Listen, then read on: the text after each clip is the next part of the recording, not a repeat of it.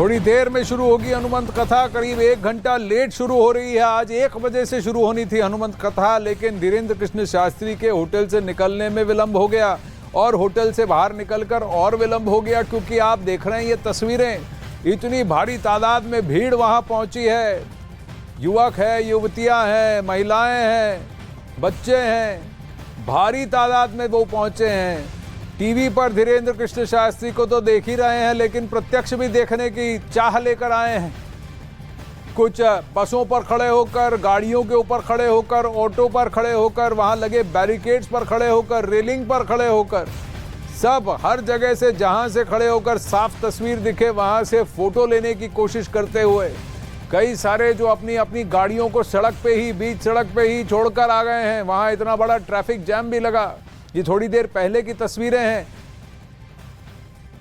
मोनिका इस वक्त हमारे साथ है। मोनिका, कहां तक पहुंची हैं आप और कितनी दूर हैं कथा स्थल से?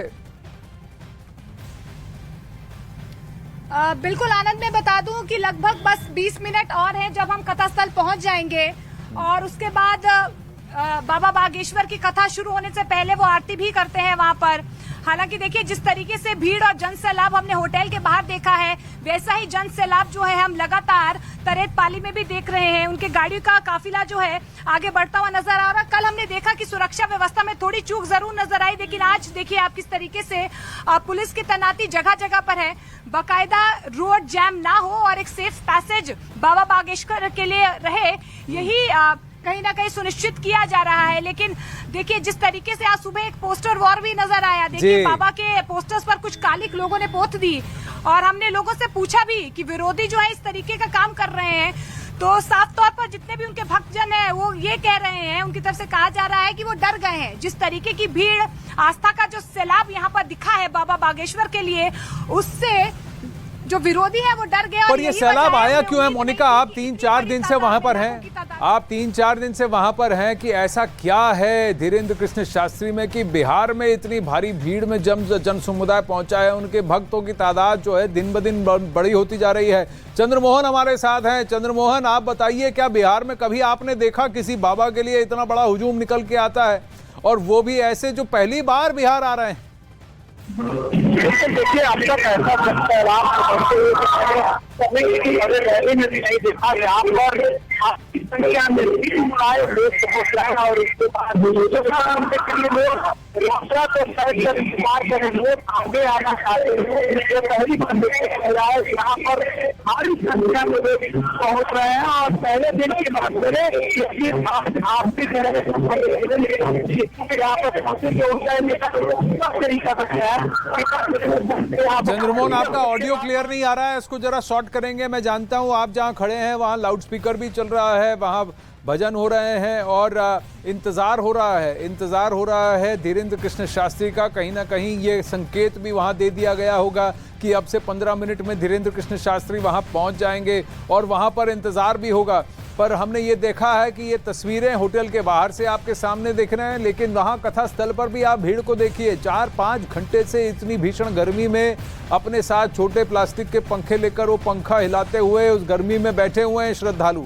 क्या वजह है कि धीरेन्द्र कृष्ण शास्त्री इतने लोकप्रिय होते जा रहे हैं? और ये लोकप्रियता सिर्फ मध्य प्रदेश और बागेश्वर धाम के इर्द गिर्द वहां नहीं, यहाँ बिहार में, पटना में, नौबतपुर गांव में और पटना में उनके होटल के सामने ये भीड़ दिख रहे हैं। क्यों इस तरह से वायरल हो रहे हैं धीरेन्द्र कृष्ण शास्त्री? और इनकी वायरलिटी से किसको तकलीफ हो रही है? इनकी लोकप्रियता से किसको तकलीफ हो रही है? वो कौन लोग हैं जिन्होंने इनके पोस्टर पर कालिक पोत दी? वो कौन लोग हैं जो इनको कह रहे हैं, जो इनकी लोकप्रियता, इतने सारे श्रद्धालु इनके भक्त को देखकर उनको ठीक नहीं लग रहा? क्यों नहीं लग रहा, ये प्रश्न उठता है। और यही प्रश्न हम भी बड़े उत्सुक हैं जानने के लिए कि क्या वजह है कि धीरेन्द्र कृष्ण शास्त्री 27-28 वर्ष का एक व्यक्ति बागेश्वर धाम से अचानक इतना लोकप्रिय हो जाता है।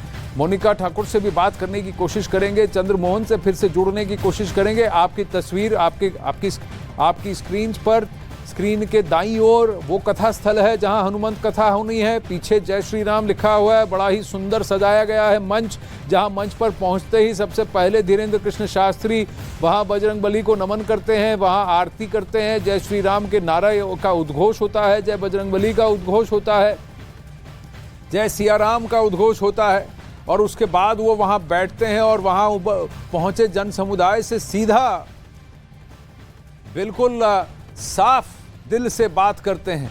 क्या उनकी साफ दिली, क्या उनका पूरा कहना जो वो कहना चाहते हैं, दो टूक कह देना, बिना इधर उधर की देखे साफ अपने मन की बात कह देना, उनके पर्चे जो निकलते हैं जिनसे वो संवाद करते हैं, उनके बारे में जो बातें करते हैं, जो परिकल्पना उनकी है, जो उनके मन में है, जब वो साझा करते हैं, क्या बिल्कुल सादगी से जो वो कहते हैं, उनकी चंचलता, क्या ये सब वजह है उनकी लोकप्रियता की।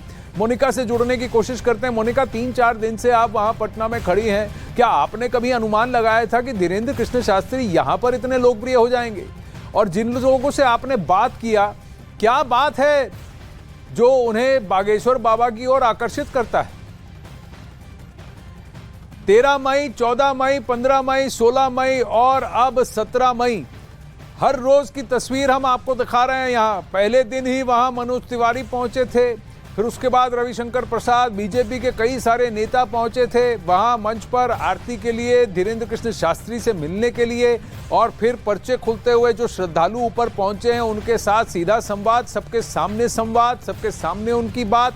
और हर रोज धीरे धीरे भीड़ का बढ़ता हुआ हुजूम, बावजूद इसके कि लोगों से ये कहा गया कि आप भीड़ ना करें, आप यहाँ ना आएं, आप घर से प्रवचन को सुने, बावजूद इसके इतना बड़ा भारी तादाद में लोगों का पहुंचना, 1-1.5 लाख का अनुमान था, 4-5 लाख पहुंचे हैं ये कहा जा रहा है, जिसकी वजह से वहां पर सिक्योरिटी वाले इश्यूज हो गए, व्यवस्था के इश्यूज हो गए, गर्मी की वजह से लोगों की तबीयत खराब होने लगी, लेकिन बावजूद इसके लोग वहां हर रोज पहुंच रहे हैं।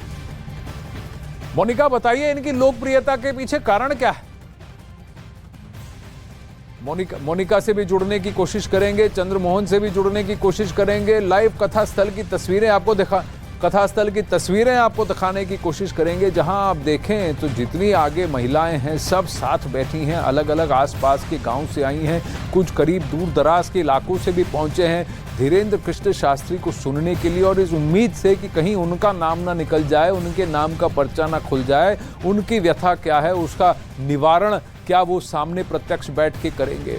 धीरेन्द्र कृष्ण शास्त्री बिहार में, पटना में इतने लोकप्रिय हो जाएंगे किसी ने नहीं सोचा था, और इस लोकप्रियता की वजह से एक सियासत, राजनीति भी चल रही है। लेकिन धीरेन्द्र कृष्ण शास्त्री फिलहाल अपने भक्तों पर फोकस कर रहे हैं, अपनी हनुमंत कथा पर फोकस कर रहे हैं, और उनका विजन जिसके बारे में वो साफ कह चुके हैं कि वो भारत को एक हिंदू राष्ट्र होता हुआ देखना चाहते हैं। ये बात कई लोगों को पचेगी नहीं, कई लोगों को बहुत अच्छी सुनेगी, क्योंकि उनके लिए ये कर्णामृत जैसी है, और इसीलिए आप देख सकते हैं कि इस पर भी सियासत छिड़ गई है।